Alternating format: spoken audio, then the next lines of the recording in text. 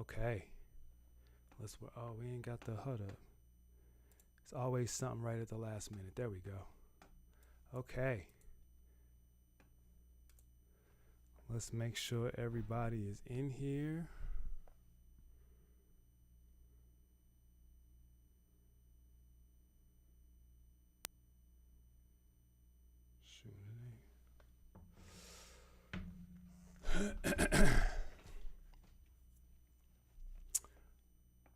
Okay.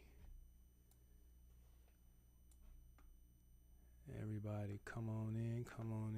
Let me send a text real quick.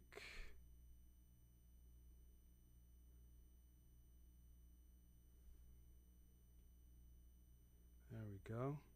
As you come into the room, announce yourself.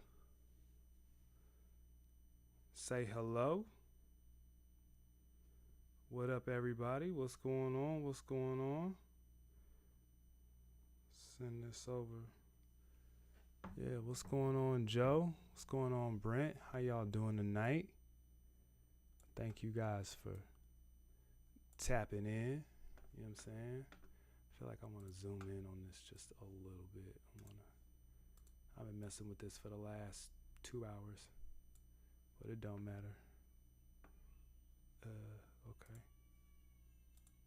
There we go. I just want just a little bit. There we go. Yo. What's good? There we go. B+, what's going on? Oh, okay. What's going on? So so I pronounce your name Untitled, right?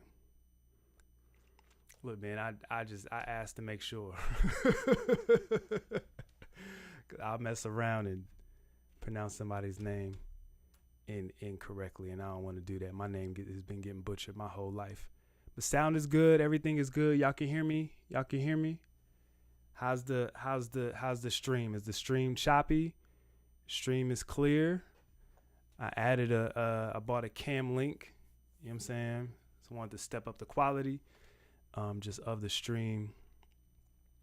And, a difference is a little pixely because it was a USB stream versus an HDMI connection. This is an HDMI connection, so the quality should be better. You know what I'm saying? Y'all let me know. Okay, smooth for Brent. Beautiful. I love it. So, we got a lot of things to talk about tonight, and I just want to get right to it. Y'all know I got my gallon. Hey, man, I try to pronounce on the first try, man. I try to. I've been... Listen, man, I remember when we used to spell the D-A. So, and to this day, white folks be like, duh. No, it's still the. It's just D-A. Like, it's just spelled different. But you don't say the brat. You say the brat. Like, okay, sure, whatever. All right, I got a lot I want to talk about, man. I want to first and foremost, when I start, I want to plug my Patreon, patreon.armandwakeup.com or patreon.com/armandwakeup. I'm really enjoying the community that is growing there.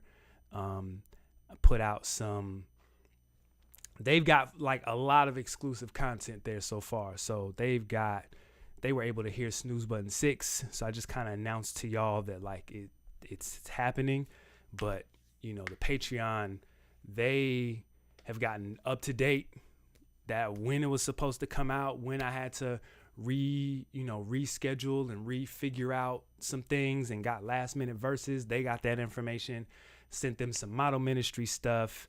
I put a video together based off of somebody said on TikTok, white people ruin sneaker culture. So I had a whole breakdown of that.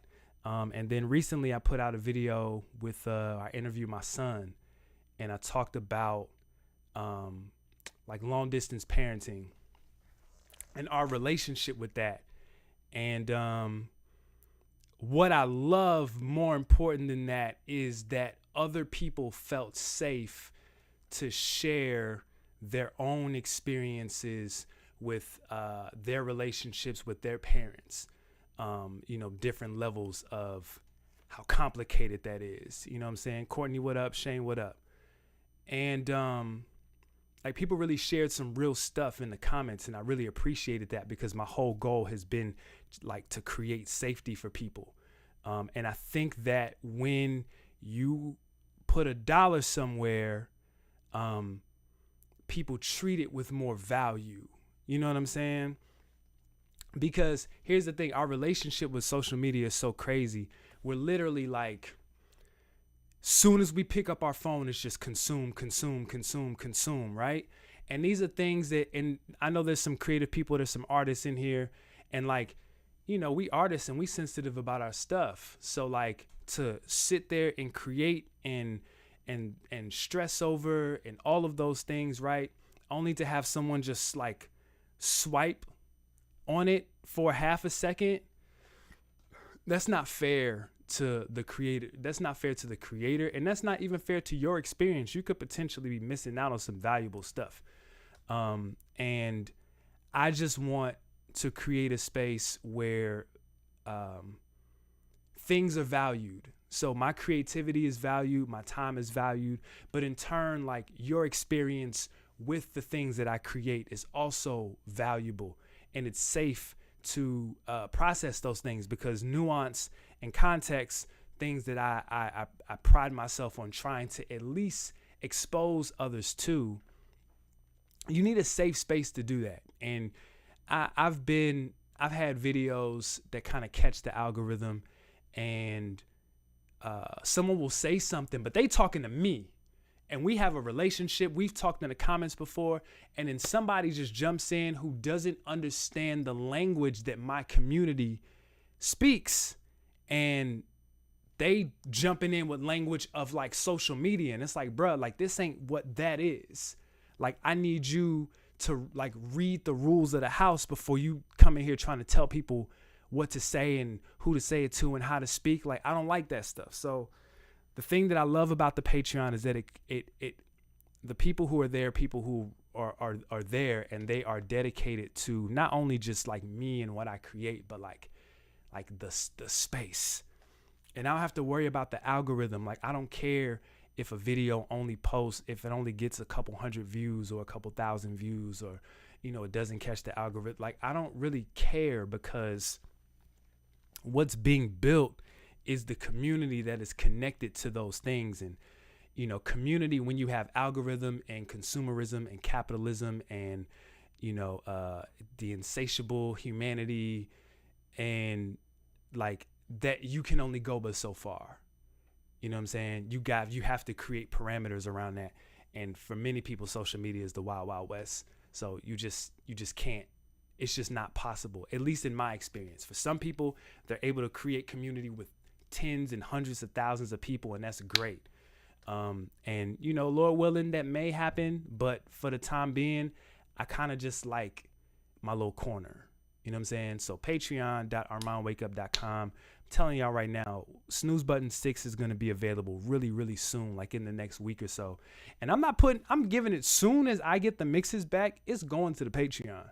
And the Patreon is they're going to have it for a while before I decide to release it publicly. And they're going to get things that won't be released publicly. I had a great conversation, and I don't want to get into it too much because I got other things that I want to talk about tonight. But I had a great conversation with Taylor, and like the rest of this year is going to be really, really fun. It's going to be really good. And it would behoove you if you rock with what I'm doing. And pretty much everybody who's in here, Bill, what up? Pretty much everybody who's in here rocks with me on a certain, there's a certain dedication to that. And I would like to see all of you guys on the Patreon and just connected to what I'm doing, what, you know, Taylor's doing. We've already agreed to do some things exclusively for the Patreon. Like, it's going to be beautiful, man. It's going to be beautiful. So again, I highly suggest you tap in to that space. So let's talk. And since it's all men in here, and I'm sure my wife is lingering around here somewhere, and a couple of my homegirls, they usually pop in. They might be here, but I don't know. People are tired. I just want to make sure the stream is still good. Stream is still clear. Stream is still good for y'all. Let me know in the comments. So I want to talk about healthy male conflict. I want to talk about how good it is to have conflict and what that looks like, and how we get it wrong on social media, and just how we get it, how we just get it wrong. We get it wrong. So yes, my piece is priceless. Absolutely B plus. My is it? Yeah, it is B plus. Okay, because my man said be positive, but I was like, be positive makes sense as a Christian, but I think it's B plus. Okay, so yeah, bro, like I don't have time. I don't have time. People always tell me like, yo, you need to get on TikTok, and I get on TikTok and I upload my stuff there, but I don't really like it. I haven't really caught the wave on there. Like it's cool. So, but so I was featured on a song from my man Jonathan Baker, and his new album He'll Make the Difference is available now, and the album is fire. It's great. And he featured me on a song called The Way It Is. So when he called me, he said, yo, I need bars from you, no limit. Say whatever you need to say. And when JB said that, he and I have been close for the better part of a decade. And he and I have had some real conversations. We've dealt with some real stuff. And so I know when he says, say what you feel, like this is the space for you to get this off. Like he really means if you say something crazy, I got your back. And that's important, especially as men, as black men, as believers. Like it's important for us to be able to process in safe spaces without the need to like fix up, look sharp. You know what I'm saying? And so he knows about the complex dynamics that I've been dealing with in some of my relationships over the last couple of years. In recent years, that's what I was trying to say. And so I decided to get that off. I wanted to say it. You know what I'm saying? So, you know, in the verse, I don't allude to it. I directly say it like, hey, it's some people that like I don't like. And so because I don't like them, I don't like something that they did. When they see me, like you owe me a fade. Like you owe me a head up, one-on-one. We got to get our issue off. And again, I think those are important things for Christians to be able to say. That is important for men to be able to say, hey, you did some funny, funky stuff. I'm going to pull this back because I want to sit back. You did some funky stuff, right? And in some cases, because let's go Bible. You know what I'm saying? If your brother comes to you, basically if your brother comes to you and asks for apology, you got to forgive him. Sure. Sure. But in some of these instances, like some of these people have not apologized. Some of these people have tried to apologize, but like, I don't want an apology because you just did this before. You did it like you've done it multiple times and you keep saying my bad and you look crazy. You talk to me crazy. You said crazy things to me. You maybe undermined my manhood, things that I care about, things that I value. And you just be like, yo, I'm sorry. Like we don't have the space for me to just be like, yeah, you good, dog. Like some of it is, I'm particular with who I let off the hook. And I'm not saying that in a sense to be like, yo, I hold grudges. Though that's in my bloodline, it's definitely in my family. We know how to hold some grudges, let me tell you. But what I mean is sometimes when I forgive somebody, I'm like, nah, you good. I don't even want to like dedicate the energy to process how I feel about whatever the offense was. Sometimes it's like, yo, all right, you got it. It's not even that serious. You may have said something stupid. You may have done something kind of foul. It's like, you know what? It ain't even that serious. I'm not even going to dedicate no time to that. It's like, you know what? Don't even worry about it. It's cool. In the back of my mind, I'm like, nah, that's kind of funky, but like, I don't want to pursue that any more than it's already here. You know what I'm saying? But in some of these situations, these are people that I have like real relationships with. And you know me. You know what I'm saying? Like, you know me personally. And for some of these people to have done the things that they did and said the things that they said, like, you owe me more than an apology. You know what I'm saying? You owe me more than a conversation. Like, maybe we're past that in some of these instances. So when I say you owe me a fade, I'm not saying like it's not gonna be a dirty fight. I'm not gonna gouge your eyes and throw dirt in your face and, you know what I'm saying, try to kick you in the balls and fight. I'm not fighting dirty. It's gonna be a little head up. And when the fight is over, we're gonna wipe blood off, whatever. We're gonna dap up, and that might be what we need. Sometimes, and I see this throughout scripture, I see this throughout history. Sometimes what stands in between a relationship and resolution is a little violence. I ain't trying to kill you. I want to harm your family. I don't want to disrespect your wife or your children. I don't want to do nothing like that. I ain't going to do nothing to your mama. You know what I'm saying?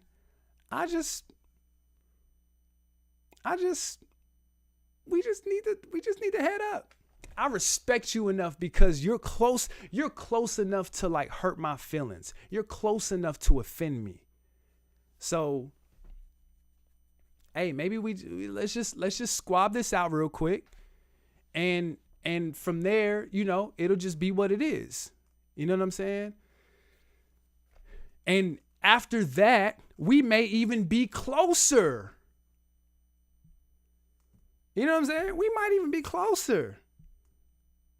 Like, I respect the fact that you gave me the head up. And you didn't try to like over spiritualize it. Because sometimes, and we all know this, that niggas will do some real slimy stuff in Jesus' name and then try to like slap Bible on it or slap church on it or slap Jesus on it to like negate the fact that you did some slimy stuff. Nah, you got to account for that. As a man, you have to account for that. You know what I'm saying? So, with that said, I don't think that that's unhealthy. I really don't. That's just my conviction. You know what I'm saying? What I mean by that is I don't expect everyone else to have that same outlook. You know what I'm saying? And it's fine if you don't. I'm not tripping. I'm not here to police how people resolve conflict and how people do things. I'm not here to do that. You know what I'm saying? Everybody is entitled to resolve things however they do. But for me, as for my house, there are certain situations, and it's not a whole lot of people. I'm not out here like, nigga, I'm old. I'm about to go to my daughter's high school graduation in a couple months. Like, I ain't about to be out here trying to like fade the whole party. You know what I'm saying? So when I wrote that, it was a lot of like, who's Armand talking about? Who is this? Da, da, da, da. And I think it was important. I think it was just important to provide context to say, hey man, like, I still love Jesus. And there's some people that I want to put hands on. Like, it's not that, I don't know. It's not that serious to me. And so I want to use this. I want to use two examples that happen in culture to kind of bring this whole point home. I want to talk about Creed. I want to talk about Creed 3. And I want to talk about the Chris Rock special. Two completely different examples of conflict and how people handle it. And what I think, and I think that both of them are healthy. So, hold on. Let me see. TikTok feel forced, but I'm going to still do it. TikTok is work. Absolutely. Yeah, JB's album is definitely crazy. I remember learning some time ago that My Bad and I'm Sorry is received quite differently, and the unpacking of that was a revelation for me. I would love to hear more context in that. That's very interesting. Yeah, it's next level. It is. It is. It's like your day one stealing from me. Like, we got to fight, but we ain't just finna let it fly. Exactly. Exactly. I ain't finna, like, look, I don't know y'all. The people that I have conflict with, they got skin in the game of my life. You know what I'm saying? Sometimes you get the pass and sometimes you don't. But it's like, yeah, we ain't just finna act like that ain't happened, G. Like, we ain't just finna act like you did something crazy. Cause I've done crazy things on the flip, and folks has been looking for me, wanting to head up with me, and I'm like, sometimes it's like, bro, I get it. I get. Oh, hey, speaking of the Lord, JB in the building. What's good, G? We were just talking about the way it is and conflict, and you know, sometimes you, when it's your homie and somebody you know that do some foul stuff, you know, sometimes the fade is the only way to go about like getting that resolution. Because sometimes the fade is like a real like sometimes the fade may not be like a head up. It may not be a fight. Sometimes the fade is getting cussed out by your friend. Sometimes the fade is getting called out by your friend. Like, hey, you just did some grimy stuff. So maybe it ain't, you know, you ain't getting pounded in the face. You know what I'm saying? It ain't fist to face. But sometimes it's your friend telling you what you did, calling you out on it in a way that's gonna hurt your feelings, because the end resolution, the goal is for resolve. So even if it's whether it's you know, we just gonna go our separate ways, or it's after you have the fade, then you can sit down and have a real conversation, because sometimes that rage, that anger, those emotions can get in the way of like the real conversation that will produce the forgiveness. You know what I'm saying? Sometimes. Yo, sometimes some of y'all not some of y'all, everybody cool in here, I think it's definitely a good chance that there's some people in here that will take what I said. No, they're not going to take what I said and put it on Christian platforms, because they intentionally don't post the stuff that we do. But that's a different conversation. So yeah, I want to talk about Creed and I want to talk about Chris Rock. Where do I want to go first? I think I'm going to start with Chris Rock because Chris Rock is quicker. Creed has a little more context. So Chris Rock's special came out this weekend, and I watched it, and everybody has an opinion on it. Leave a comment. Let me know what you think of the Chris Rock special if you saw it. I went to go see Chris in June of last year. He'd either started a tour right after. I think he started a tour right after. And he announced the date here in Columbus, and I immediately bought tickets. Not because, I want to hear what Chris Rock has to say about Will Smith. No, because Chris Rock is one of my GOATs. You know what I'm saying? Like, Bigger and Blacker, Bring the Pain are iconic stand-up specials. Like, those I've seen those dozens upon dozens of times. Watched them with my father. I can quote it verbatim. It's some jewels in there, some life lessons in there. Like, Chris Rock as a kid really brought a lot of context to things for me. So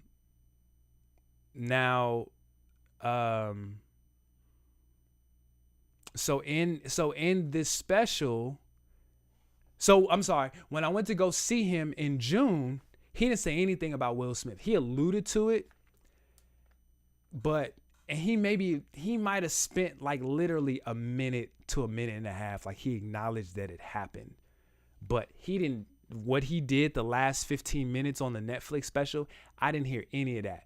But all the other stuff about abortions and being woke and the everybody's a victim and the stuff about his daughters, all of that stuff I had heard already.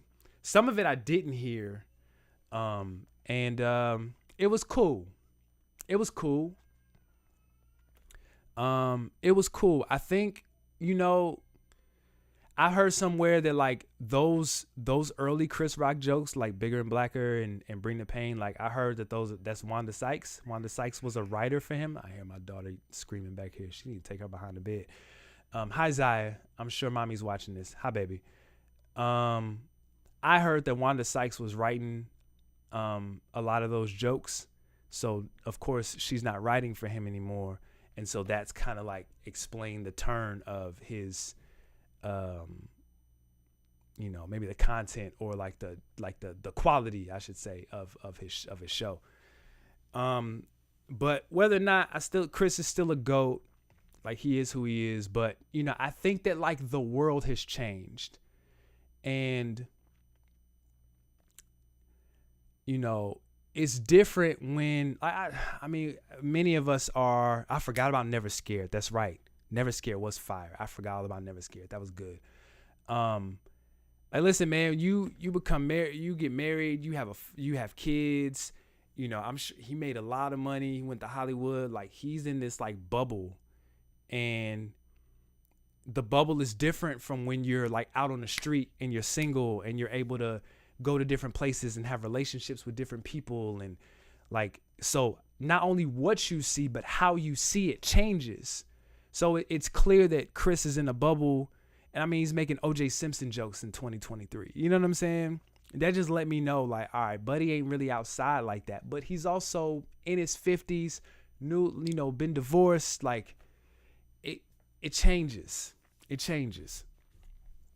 So the special was, whatever, right? Right. I remember seeing him in CB4. I remember him in, first time I saw him was in I'm Gonna Get You Sucker. Let me get one rib.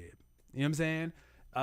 He's in Boomerang. Like he's to go from the 80s to now and still have longevity is crazy. Let me also say my man had on them skinny white pants with white Doc Martens. He looked crazy. I don't know who. Most comedians cannot dress. Like you could literally, it's one thing I'm gonna compare it to battle rap, because whenever I see Sue Surf or Hitman Holla on stage, they literally have on either a black or a heather gray sweatsuit and some Air Maxes or some Jordans or something like that, some runners, or a white tee, because they working. But like you see all these other people, they trying to like get their brand. I'm not talking about the women. The women are totally different. But like the dudes, like I'll be like, what are y'all wearing? You have to be uncomfortable on that stage. Same thing with comedians. These comedians they be looking crazy. Like, what are you wearing? The skinny white jeans with them big old and the Doc Martens look like they have laces in them. I don't know what my man was wearing. He looked crazy. So he did say, I sure am hungry. Yes, he did. Dressed like the stereotypical freshly. Yeah, he was dressed like an old middle-aged black man.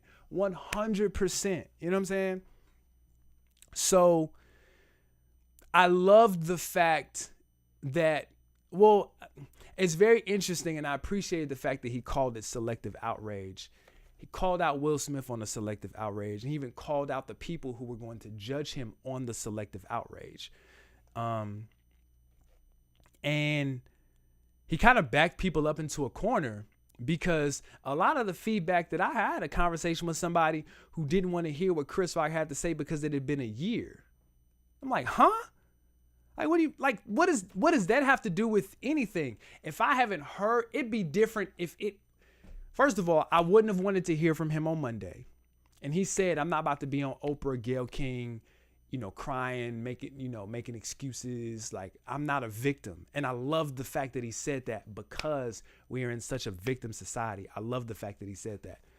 But it'd be different if he popped up on camera 2 weeks later and he did an interview, and he's like still doing interviews a year later, and then he does a comedy special where he talks about it. Like, that's different. You know what I'm saying? And I get the fact that Will spoke first. Will had to speak first. And Will is such a brand guy.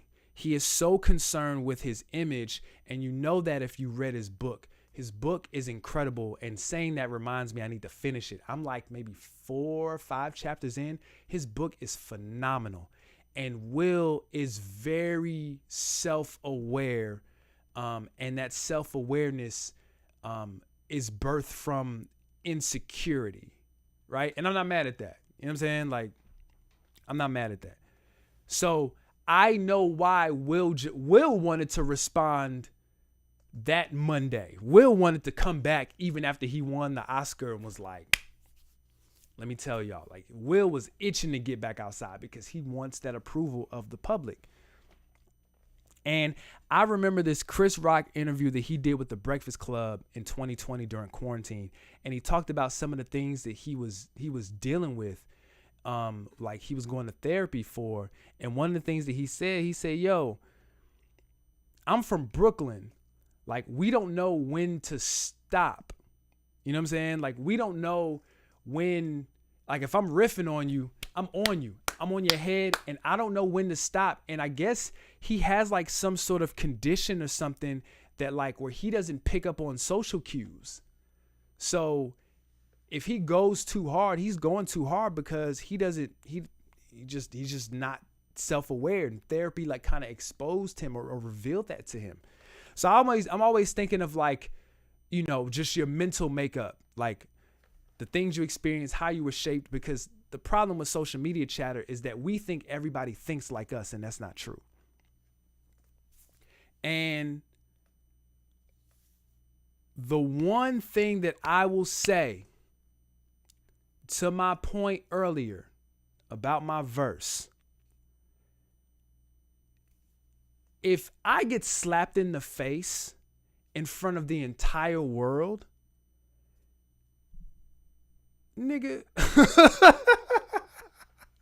you don't get to control anything that I have to say in response. You don't get to control when I respond. You don't get to control what I say, how I say it, because Chris, on the other hand, did not make it a teachable moment. And I loved that. This is not a teachable moment. You slapped me in the face. And he said, I don't have hands. I can't fight. This is how I fight. I'm a comedian. I'm on stage. All of the comedians that we know turn their childhood trauma, the things that they're unable to process, they process those things through jokes on stage. He's literally processing that happened to him. Some of y'all niggas don't like, some of y'all niggas will delete a post if it only gets a certain amount of likes. Some of y'all get insecure because, how you dress or how you appear or something that you shared and people don't like it or they don't love it. What would happen to you if you got slapped in the face in front of the world? And then you got the nerve to have all these like media outlets and people who think that they're important and that their opinion matters just because they have a platform and a certain number of followers to tell you how you're supposed to respond to that? Are you crazy? Are you crazy? None of us have any morsel of space to tell that man how he's supposed to respond. And he's supposed to make it this teachable moment because everybody's on this fake mental health kick, even though niggas was making wild jokes about him. They was clowning Chris Rock to oblivion. So now all of a sudden y'all gotta, he's not allowed to say anything because it's been a year? Are you crazy? People are stupid. That's why I have a Patreon. Cause the more I get on social media, you know what my problem is with social media?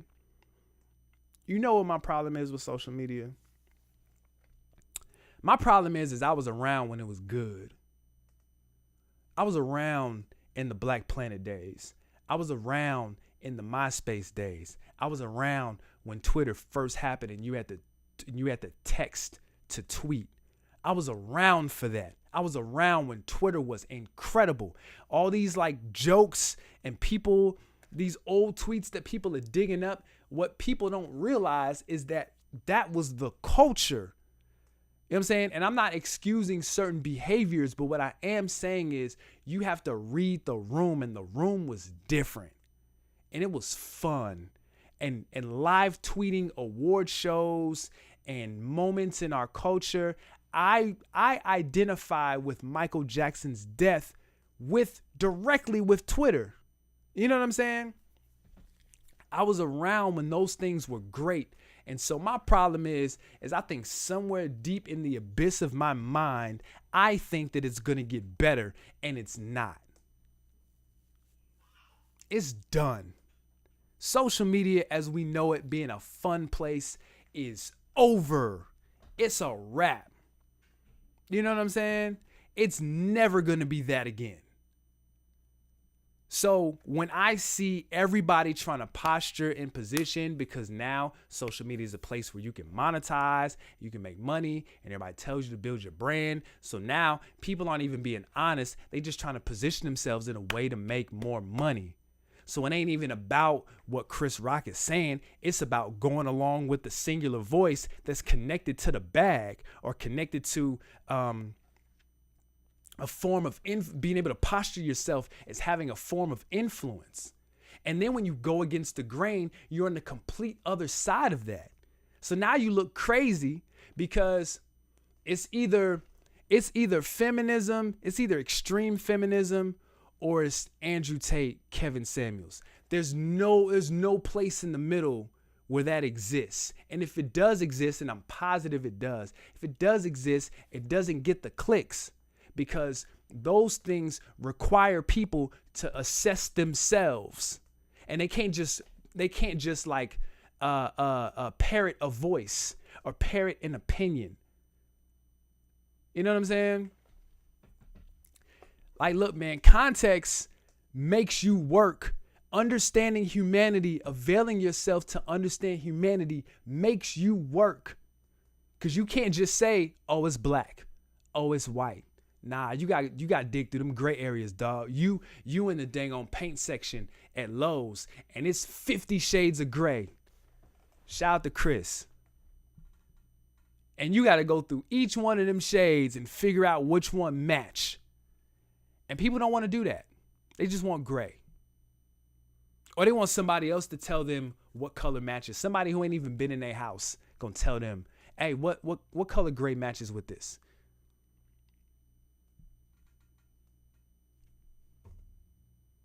So I'm not mad at anything Chris said, because Chris should have the space. And I mean Chris Rock. We ain't talking about Chris Gray tonight.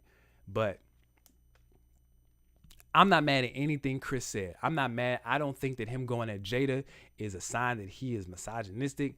I don't think that he said anything about Will Smith that was crazy. Like, I'm not mad at anything that Chris said. Was some of the jokes kind of corny? Yes. Am I a little shocked that it was like a little like anti, woke and all that other stuff? A little bit, but not really. But he's allowed to have that position. He's allowed to feel that way. What I look like? What I look like policing that? I don't care. You know what I'm saying? So, hey man, you smacked me in the face in front of the whole world. Yeah, you owe me a fade. You owe me a fade. And maybe after that, maybe after Will Smith does all his sensitivity training and he, goes through this public humiliation that the Oscars are doing to him, which is stupid. And then after Chris Rock gets his issue off and he says this, maybe later on down the line, like, they can reconcile and be cool. Because when Chris was like, yo, I was a big Will Smith fan. Like, if anything, it was like, yo, like, my feelings was hurt. We better than that. So when I think of Chris Rock on The Breakfast Club saying, yo, I don't understand social cues, and that's because of this, that, and the third, and then fast forward to that moment, like, he didn't catch the cue, like, yo, that's probably not the joke to tell, big dog. And when we talking, and then if we add in Will and Jada's relationship, that's a whole other bag. And he said it. He's like, yo, he said his wife was sleeping with his son's best friend. That's nasty.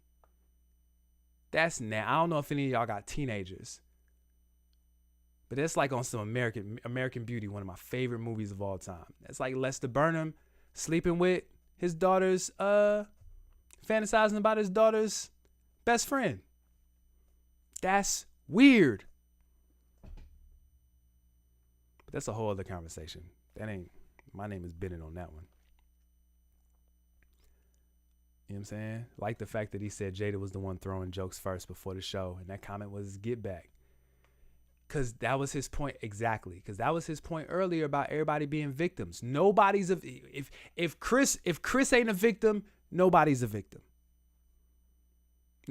It's a series of events that led to an event, and this is the fallout. And now we're all privy to it. Because we know who Will Smith is, we know who Jada Pinkett Smith is, and we know who Chris Rock is. And it happened on a public stage.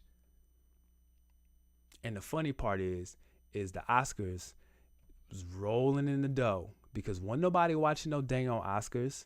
But the minute that slap went viral, I watched it grow. Literally watched it grow. I saw one tweet that said, yo, did I just see? And I just watched it grow.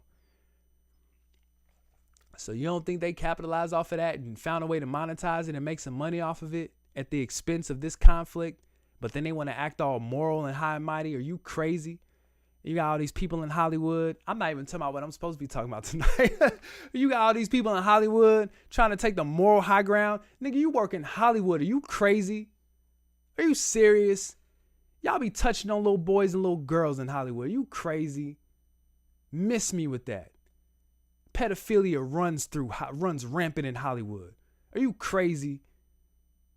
And you mad because somebody got slapped for saying a joke about a man's wife. Are you crazy? I'm not mad at Will for slapping him either. I wish one of y'all would say something about my wife. Yeah, right. You crazy? So I'm not mad at that either. I'm not mad at nobody. And I don't have time to be mad at people that I don't know. Ultimately. You know what I'm saying? So I'm not mad at that conflict in closing with the Chris Rock situation. I'm not mad at nothing Chris Rock said. We'll just see what happens from here. Because here's the other part. Like, nobody cares. We talking about it now because we in the room and I brought it up. Nobody cares.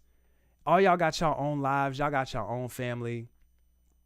You know what I'm saying? Y'all got wives and husbands and kids and things that you're working on and trying to accomplish. Nobody care about no Chris Rock and Will Smith.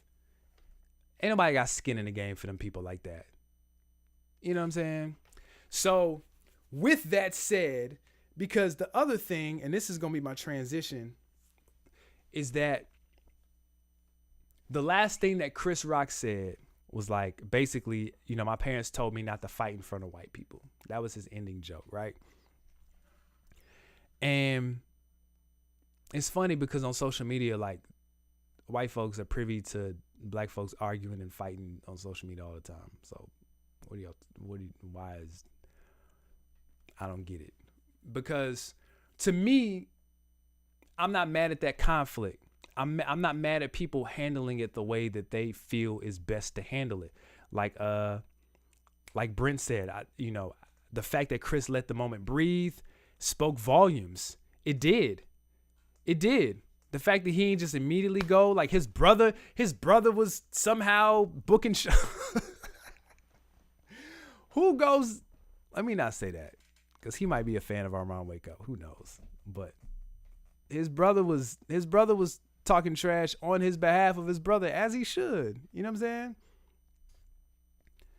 So, with that said, I saw Creed 3 this weekend. Anybody see Creed 3? And if so, leave a comment. Let me know what you thought about it. And I also want to know what you guys think about this masculinity talk, because I want to talk about this real quick. So if you don't know, and I'm sure you do, there's an attack on masculinity. And it's through magazine covers. First of all, if we're looking at the A$AP Rocky cover, and those platforms, I'll say this, because it's complicated. It's complicated.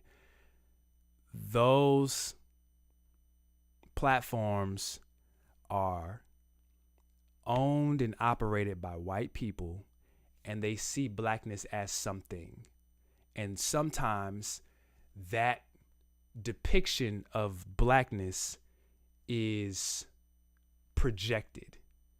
And when it's projected, it's not necessarily authentic, if that makes sense. I remember that cover of LeBron. I think he was on like Elle magazine or something like that, and it was him, and he's basically like he was King Kong, and he had this little tiny white girl on the cover with him. And people said that was racist because, you know, they likened him to King Kong, which is a monkey, right? A gorilla.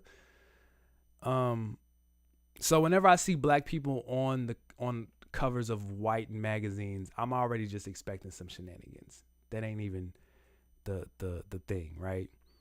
And, you know, I'm not here to talk about the depiction of it, because then we go into like Jonathan Majors, because he was on Ebony magazine, and his facial expression, he was doing a duck face, and, you know, he had on pink jacket and there's a bunch of roses and all that stuff. I don't even think it was like the roses and all that stuff as much as it was his face. So here's the thing, and then I want to talk about the movie directly, and I won't spoil it because Corey, you just said you just saw Creed 1, so I got you, bro. My feedback is not gonna spoil the movie. Dang, I lost my point. I was trying to tell Courtney that I got him, and I forgot what I was gonna say. Dang. Oh, let me get some water. Hold up. So I still forgot what I was gonna say. Creed. Dang, what was I gonna say? I had a great point. And I forgot. But Creed, okay, I kind of remember some of it. Okay, I got it. So what I didn't like about other people's commentary in response to people saying that there's an attack on masculinity is that it was very dismissive. So I saw Kev on stage who just like kind of like made fun of people for saying there's an attack on masculinity. Because my thing is maybe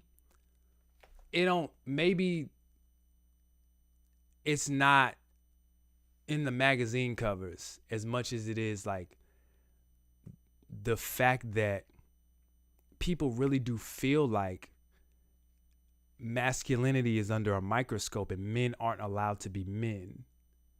And whenever those statements are made, people's brains automatically go to like this toxic place where it's toxic masculinity. And I've had conversations with people who don't believe that toxic masculinity is a thing, and will break it down and explain it. And I'm like, oh, okay, that's interesting. They make solid points. Let me say that. Nah, you good. I'm not spoiling anything. I promise I'm not spoiling anything with Creed. I promise I'm not.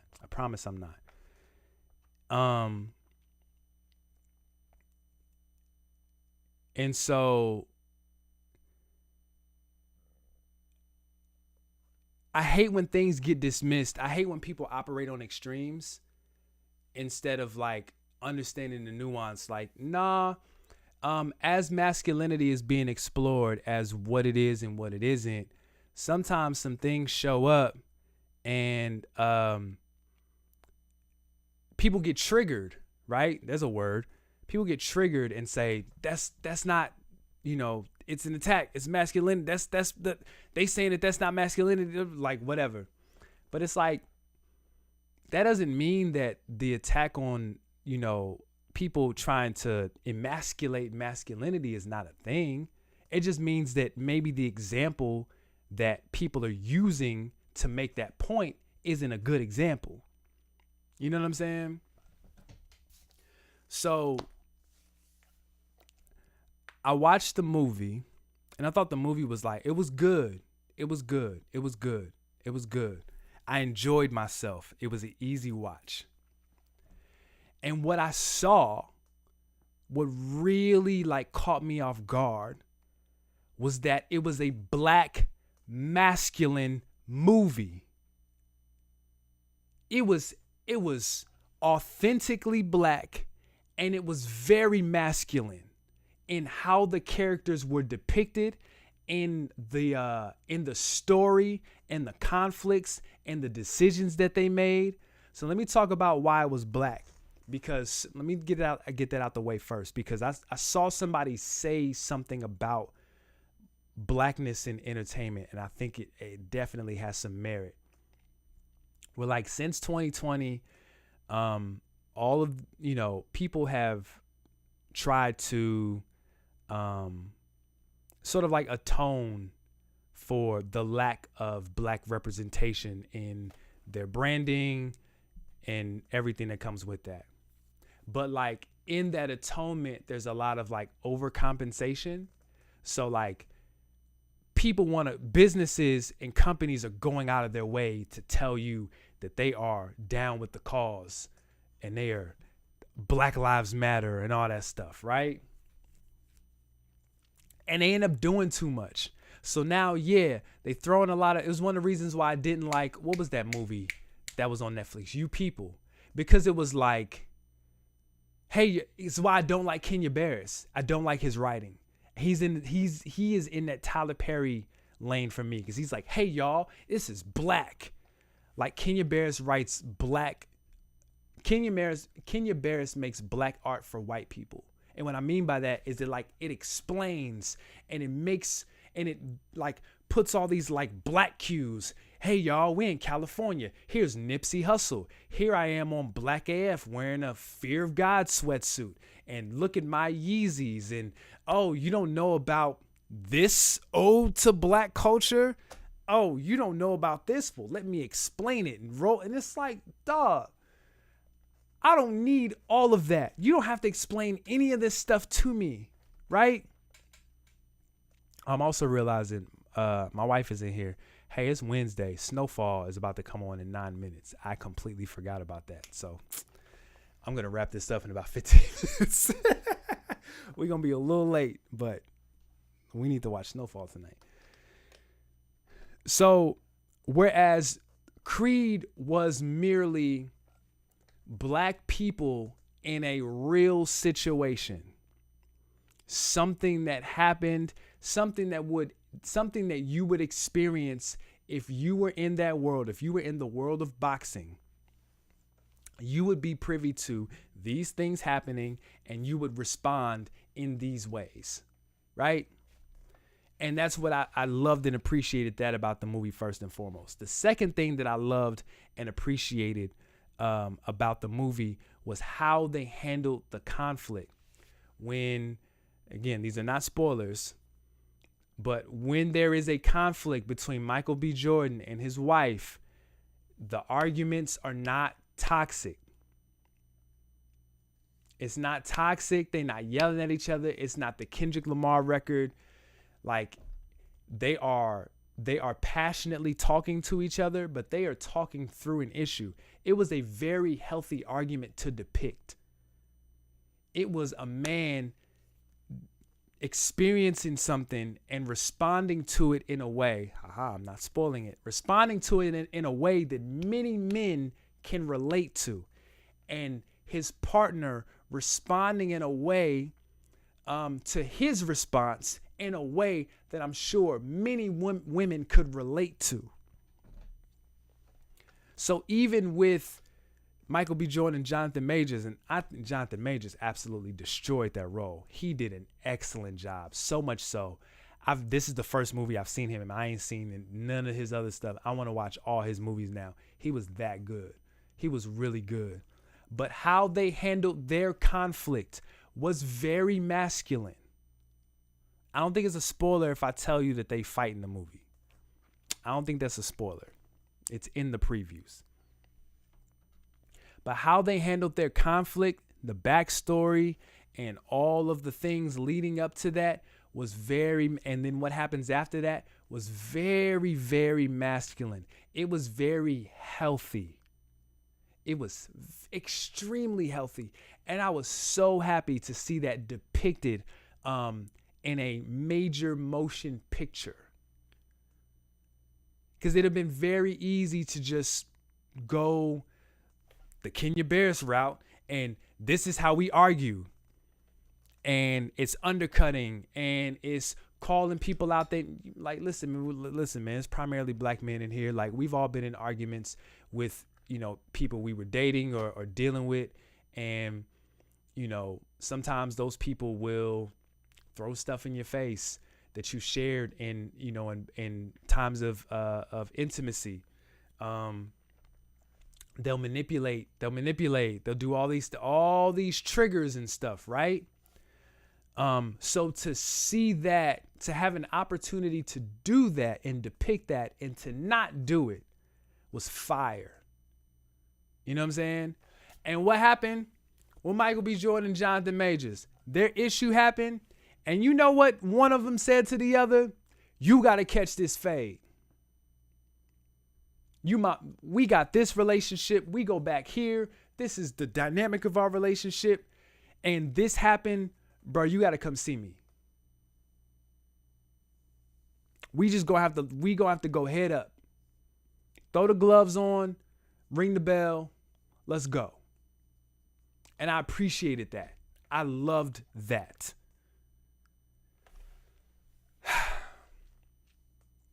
So when I say that sometimes a fade is getting in the way of resolution in a way that honors God, we see two examples in our culture, two prominent examples in our culture that reminds us of that and how real that is. You know what I'm saying? Does that make sense for everybody? Did I explain that well? I hope I did. It was very realistic. It was very realistic. How he responded was very realistic. How she responded to him was very realistic. How he dealt with that issue was very realistic. And it was healthy. It was so healthy. That's masculine to me. So, yeah, the duck face is kind of weird, but the way that was depicted, that was super masculine to me. That's how I want to handle conflict as a man. You know what I'm saying? There's space for me to be emotional and to process my emotions and figure out how this makes me feel and why this makes me feel how I feel. And I have my community around me to either support me as I process or to challenge me if I'm not processing in the way that I should be, to be able to ask questions, to be able to explore, and then come to a resolution that is best for myself, for my family, for my business, for whatever it is I got going on. And I'm going to just make that move. That's healthy to me. That's super healthy to me. So, on that note, I'm going to get out of here. I really appreciate you guys for tuning in. And again, please join the Patreon. I try to make my spaces as healthy and as safe as possible. We will be on Twitter Spaces tomorrow, speaking of. So that should be interesting. We're going to talk about hip-hop narratives. I know I just said join the Patreon, but hold on. We're going to talk about hip-hop narratives and if certain narratives are true. So I think what we're discussing is, does Nas have a history of bad beats? Is Jay-Z the undisputed GOAT? And another one that I can't remember. But there's 3 that we're going to try and get through. So make sure you tune into the Twitter Spaces. Follow me on Twitter. I guess I don't really. No, you know what? Don't follow me on Twitter. If you don't already follow me, don't follow me on Twitter. I don't really be on there like that. Join the Patreon. Patreon.armandwakeup.com. I promise it's worth your time. It's only going to go up from here. And shout out to those of you who are already on the Patreon. I really appreciate you guys. And I'm going to get out of here. So thank you guys. And I'll see y'all next time. I may stream on like Instagram or something like that in the coming days. I kind of want to stream on different spaces. I want to definitely make space to stream more. I really enjoy doing this. But yeah, you'll be able to catch this replay if you missed some of it. And yeah, we'll get into it. Thank you guys.